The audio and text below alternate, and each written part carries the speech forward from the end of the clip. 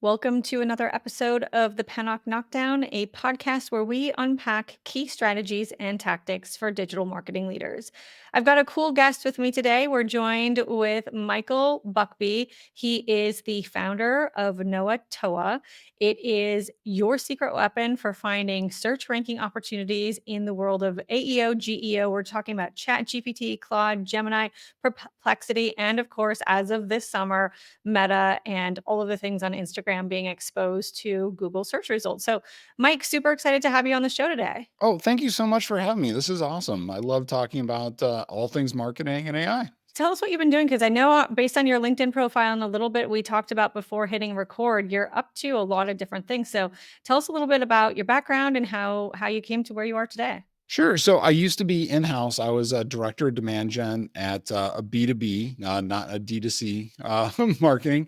But my secret weapon, honestly, was always trying to take tactics from like other areas and bring them to B2B. So I am fascinated by all the direct to consumer, all the personal influences and brands and things where I just feel like those are really powerful tactics. So again, very excited to be here on the show. And so what we've been up to is I do have a co-founder and we created Knowatoa, which helps you track how your brand is represented in all the services you mentioned. And I do think something that gets away from people is that they're like, oh, this AI stuff, it's a new thing. It's very different. It's very techy. And the largest AI service is still Google, where Google has a tremendous AI footprint in both their direct AI chat things like Gemini, but also their new just AI overviews. If you make a search, a lot of that is branded, a lot of it is directly answered, and that's really changing things. And with the work, so tell us a little bit about the business. Is it a software that people are leveraging? Is it you and your team as a service making sure brands and products or services show up better in the AI world we live in now? Or yeah, give us a little bit more color there.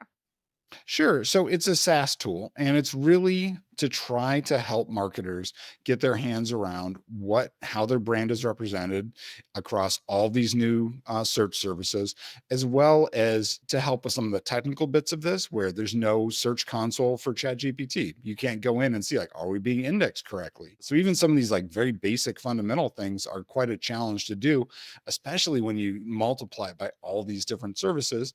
And then we help you track the different kinds of questions and answers to try to make sure that these services are saying the right things about your company, that they have a positive spin on your brand, and that you wind up in the right spots competitively. That's really cool. So I know like the world of traditional SEO, it kind of, I don't know if breaks down is the right way to describe it, but it's so heavily reliant on keywords, whether short tail, broad keywords, or those longer tail queries. How is the world and how should brands be thinking about their website e-commerce experience differently now? Because I understand everything in the AI lane is so much more than just keywords. A couple ways I would just suggest people start thinking about this. One, a lot of this is something we call sightless SEO, which is people may never reach your website. So a couple examples of this. One, OpenAI, the makers of ChatGPT, do have a relationship with Shopify now, where some results are showing up directly within the chats. So it's this very organic thing, which is like, hey, maybe someone starts with like they took a picture of their skin and like, hey, is this just a breakout? I have this type of skin. What's the right type of foundation or something I should use?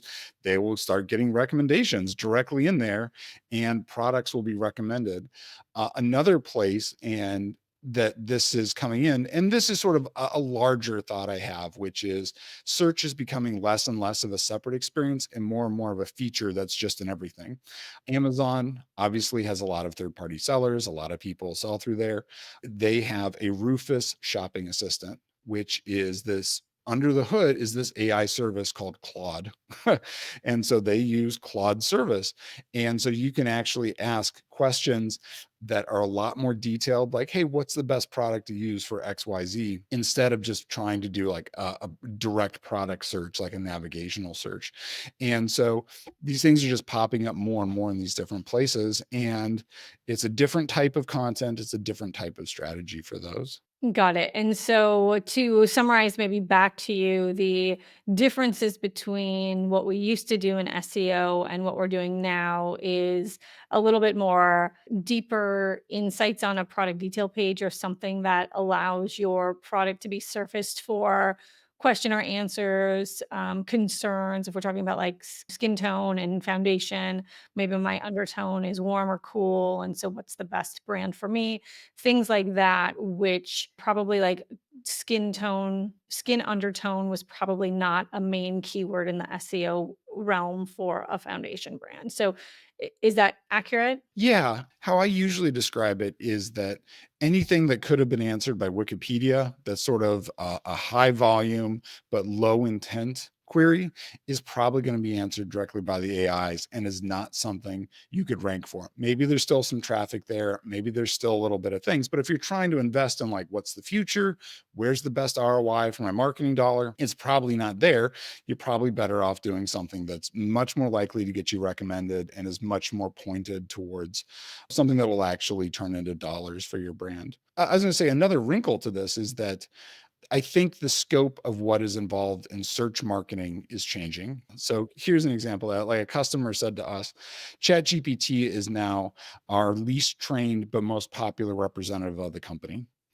And you think about it that way. Every day, people are asking all sorts of questions about ChatGPT, and they sort of take those answers at face value. So if they ask, like, "Hey, how is this product, developed and tested?" Like, they're going to get an answer to that. Is that answer right? Is that answer wrong? That's not exactly like a search marketing question. It's almost more like a business branding positioning. But you need to make sure you're represented correctly in there across these different services. And that's an expansion of what the search responsibilities are. It's an expansion of what marketers need to be responsible for their brands. I love that. I have so many questions percolating, so hopefully I can get these out in a good order. What do we tell businesses these days who are like, "Oh my god, my site traffic has declined and it's direct load and it's SEO." How much should they care about that? And yeah, tell me a little bit because we hear it all the time. I'm sure you do with your customer base too.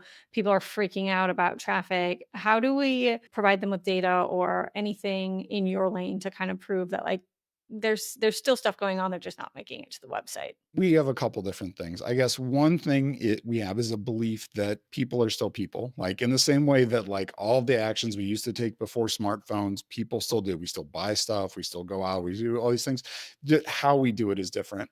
So we think the user intents are still there. People are still looking for solutions to the problems they have. They're just using a different tool for it. So something we have is you can put your website in and we'll actually tell you in fairly good detail about like what our estimates of AI search are versus traditional search and to help you just get a better grasp of that. The other thing we really recommend is we have a framework, and this is not specific to Knowatoa. This is a general sort of framework for thinking about AI search. It's called the BISCUIT Framework. And it walks through some of this. And what it's really trying to get you to do is to do increasingly valuable marketing activities that may not result in traffic, but are still positive. And so a much bigger thing in the D2C world, and I think the consumer world is definitely social distribution of content. And that has a lot more weight in the AI SEO world than in the traditional SEO world. And so we have something we track is citations, and we see a lot more citations for social than we would otherwise. And then I guess my next question would be around you mentioned earlier, and we've heard this from our own clients too, that the new world of SEO, and we think of answer engine optimization and generative engine optimization, is kind of like a brand marketing role more so than a technical, SEO role like it used to be at least a decade ago. How, when you think about the interactions you're having with clients, like how are they staffing this role going forward? I think it's people that understand a lot more about the business and a lot less maybe about the technical aspects of this. And I feel like that's a trend even in traditional SEO. Like, and it's not that those things don't matter. Like you should still like try to have correct like meta descriptions on your web pages and titles and stuff. What I really sort of cringe away from is people that are overly pedantic about that. Like, oh, it must be 81 characters or else this thing is trash. Like, that's not really the world we live in. And so I think it's a lot more important to have people that understand the business, understand the brand, understand all these other things, and are able to then fill in the gaps for this. Here's a good example. Everyone is concerned about AIs hallucinating. About like, hey, what are they saying about my company? They're saying this crazy odd thing that's not accurate. How do I possibly fix that? Well, one, you have to identify that those things are happening. And two, most of the hallucinations are caused by gaps in the knowledge of what the AI services have. And so, as a marketer, as someone who's trying to represent the brand well, that's an easy fix. I can write an article that says, like, oh, we actually do have this like really great testing regime. Or, oh, we have this really great way we approach this as a brand because we're conscious of this problem. If you're able to do that, the AI services are voracious about trying to draw in information. And so it's very easy to fix those, but it takes someone with empathy and it takes someone with like a little bit of creativity and thought to find those issues in the first place. Interesting. Yeah, that does sound like it's evolved, though it sounds like you're saying, like, years leading up to this, it was becoming SEO has been becoming more of what this is now just, like, fast-tracked, evolved into. How long have you guys been around? Previously, I had a cybersecurity business and we had started that. And I got into a network with some other founders and we all started putting our companies in and we found like, oh, this information is wrong. And so, just as a joke almost, I wrote a little script that hit OpenAI ChatGPT's API and spit out the information into a comma separated file that I then put on Google Sheets and I shared with my friends. And what happened was a couple weeks later, the companies that were doing post surveys, post sale surveys of like, hey, how'd you hear about us? Where'd you find us? They started getting responses of like, yeah, we found you on ChatGPT. I recommended you. Thanks so much. And so then they contacted me like, hey, Mike, can we get an update of that spreadsheet? And that was really the genesis of this, where there was a real need for it. And so it's just sort of expanded from there. So we've been publicly, like, you just sign up, like not an invite thing for the last couple months. We tracked over 1 million questions like in the last 7 times. So we're doing a tremendous amount of like AI hits and analysis. And I think there's a lot of doom and gloom around AI, especially in the marketing and search spaces. But from my perspective, and really from a very data-driven perspective, I think there's a lot to be positive about, where there's a lot of new opportunities for marketers to get their brands into new places, as well as just a lot more work to be done for marketers. And I think that's job security. Yeah, I mean, I think it can be like offset some of the work that marketers haven't really enjoyed doing for years anyway. I don't think it's one or the other. I think there's a great complementing opportunity in front of us. I want to go back to like, okay, let's say we're a beauty brand that has a makeup foundation that a woman's buying or a person is buying to apply to their face to look better before they go out. When you think about that product detail page, PDP, what would you say is maybe not like so obvious and necessary to include on a page like that, that you would maybe tell brands, recommend brands start putting into their product description pages? I would advise people to start to think more about how it would be described externally. So, I mean, certainly reviews can be that. And that's a lot of what we recommend people take and do for their social media distribution is like, hey, we think this is great for these reasons. And more than saying this in the abstract, I think the best thing to do is put the search into ChatGPT or whichever one you're trying to target, and then reflect back what that content is. Where, especially in the more modern versions of these AI models, it comes back a lot more with like, hey, this is best for this group. This is best for this price point. And if that's what you're going for, that's awesome. But more likely, like, oh, we're actually trying to move up market. Oh, we're actually trying to hit this new segment. And maybe you start putting more of that in there. I would also really recommend trying to get outside of just your page, where your page may be indexed, but you need to have not necessarily backlinks, but just more mentions of this on all the different socials in as many different ways as possible. Got it. Okay, that's pretty cool.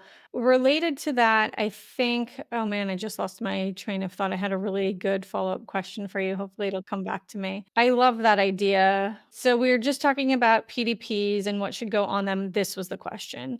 In the world I live in, which is, a little bit more performance marketing overall and growth marketing and not in the details you have so deeply and intimately, but a lot of talk we're hearing is schema markup for FAQs. And honestly, I'm N of one and I'm not the most robust SEO person these days. I did that decades ago. I struggle to find the schema markup for frequently asked questions. Like what are the best schemas that you would think a brand could use for their product detail page? Strictly speaking, for LLMs, almost none of them are using any of that. A nice way to think about it would be almost as if every one of the AIs is speaking a different foreign language, and the schemas are yet another foreign language. And so they aren't necessarily going to bring that in. And probably if you're trying to, again, everyone has limited marketing budgets. Where do you put your money? I would actually go more for better descriptions, better, longer descriptions, things that more directly state, almost as if you're talking to a toddler, like who things are for and why this is the best for certain categories, and literally use that, say like, hey, this is the best because of reasons one, two, three, and four. And even if that's something where beyond the detail page, you're building individual pages for that, you're building individual messaging campaigns around those. I love that. Well, it's interesting because even though I am in a service-based business, I do get cold outreach from people who want to do our own services for our own business, not realizing that's also what we do. And one of those cold outreach folks was telling me, like, you might as well stop putting any new blog posts or content on your website until you solve this one specific type of schema markup, because no one is going to understand what your website is about until that's done, and it's just wasted time. So assume that's like something people say in the industry that's completely false. Are there others that you hear commonly that you're like, oh, I wish people would stop sharing that nonsense? Yeah, LLMs.text is something else that comes up, which is the idea of it. I think came from marketers just trying to grab for like anything they could control. And the idea was that you'd be able to create this file that says, like, hey, here's all the content I want the LLMs to read. But if you look at the actual behavior, they're just ripping through your site, just like Googlebot, trying to draw in as much information as possible. And so haven't really found that to be an effective tactic. There's already really well established tools for taking a web page and turning it into essentially a bunch of words that are then indexed and put into the AI models and used for that. And that's probably a better use of your time than worrying about these other things. Something else I found a lot, especially in the e-commerce space, is that because people are very concerned about their results being scraped by competitors or being used by for price matching and other things like that, there's a lot of very aggressive anti-bot features that you may not even be aware are in your platform, but maybe are implemented by your shopping center or through Cloudflare or something else. Those can have a real effect on you because they very well may be blocking some of these other services that are trying to read your site to be indexed to put into their stuff. Like here's an example. So Google now has their AI mode and they have their deep research mode for all these different things. And that's sort of a preview of what I think the standard search is going to look like. And what that does is when you put a search in, it goes out in real time and brings in 50 different websites, checks for the latest information, checks for like what its memory is about what you're trying for, and then gives you suggestions and results of like what to buy or what to do next.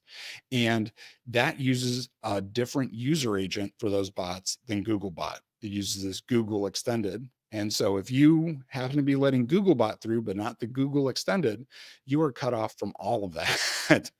And there's a very similar story with a lot of these other services where you may inadvertently be blocking them in different ways that you aren't even aware of. Interesting.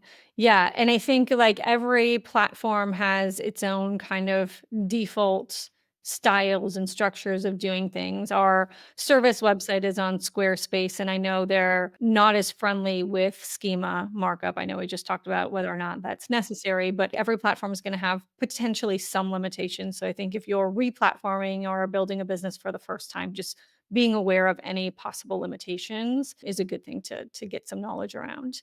Mike, how do you price the product? I'd be curious to come check it out and test it out. A couple different plans. I think for the most part, what we're for your segment, I think what makes the most sense is that you have a couple brands. You're really looking at the competitive questions more than trying to rank like, hey, we have 1,000 products. Don't try to search for all those 1,000 products. Try to be like, hey, what are people thinking about us? What are they saying about us? Do they perceive us well? Because there's a lot more of that that's influential across everything than in traditional SEO. Like here's an example I bring up a lot, which is in banking, which is very consumer directed consumer, is ChatGPT really hates Wells Fargo Bank. Wells Fargo did some bad things a number of years ago. They had a multi-$100 million Federal Trade Commission fine. And so if you look up like, oh, what's the right banking account to get for myself? And you mention Wells Fargo versus something else, they'll be like, oh, well, if you get Wells Fargo, do an ethical review of them first. And that's not what you get if you do a traditional SEO search. You get like, hey, where's the nearest Wells Fargo ATM? What's all this other stuff? And so it is this collective summation of what the internet thinks about a brand. And that is absolutely something you want to be on top of and to be positive for yourself across all these different services. Interesting. Yep, wouldn't have known that. So that was a really good example to bring out because I just don't play in the world of finance news. So love that. My final question before we wrap today is around when you look at the queries and the questions people are typing into these LLMs, how do you think that's going to influence Google Ads and like Google search and all of the types of ads one can run on a platform like Google? This is a larger question about how I perceive Google in general. And I think at this point, Google looks at their web search as an anomaly that they need to fix. And if you look at what they've done in the worlds of like local search and e commerce search, it is a much more pay to play ecosystem. And I think they look at the web search as something where they have for too long given away too much value and sent too much free traffic. And we are looking at a fundamental rewriting of how Google perceives the contract with the open web. And AIO reviews are a large part of that, where they're sending less and less traffic, more and more direct answers. And looping back, I do think this is going to become more and more pay to play, where if you want to be in those answers, you need to pay. Right now, there are some ad products in like Perplexity, and you can do Bing ads. You can sort of implicitly also be put in to the AI search. And there hasn't yet been Google's like you can actually choose it as a placement. I think those days are coming, but I just think they haven't figured out a way to charge enough yet for it. But the takeaway to me is that you need to be a brand, capital B brand for your niche as a competitive advantage to moving forward. And that will have positive benefits for you on social, on all these other different areas. And if you don't have that, I think you're really going to struggle, and this will be much more of a challenge. And navigating that is something I think is just going to be front and center for every marketer and every niche for the next decade. Love it. All right, that's really good. I think the summary that I'm maybe thinking through too is just like with SEO, once you get the rankings or you're showing the way you want to on one LLM, you have to work to stay there, right? Like it's not you made it to the top, you made it to the pinnacle of what you need, and now you can walk away and look at it again in a couple years. So I think there's still a real need for people to be looking at the data and coming up with strategies from a brand perspective to make sure everything in the open web is showing up the way you want to represent yourself. Really good stuff today, Michael. If people want to learn more about you, find out about your SaaS product, where can they get in touch? I'm certainly on LinkedIn. It's probably my primary social network at the moment. You can go to knowatoa.com, enter your website for free. We run a deep classification report on it, which is useful in its own ways. You can see a preview of some chat GPT questions. You can go through some different stuff. Certainly give that a try. You can also just email me, mike@knowatoa.com. And Nikki, thank you so much for having me on. This was a delight. I love talking about more of the consumer side of things. It's always so much more fun than the areas I normally get to talk about. So this is awesome. It was a pleasure to have you on the show today. So thank you so much for the time, and thank you everyone for tuning in. See you next time.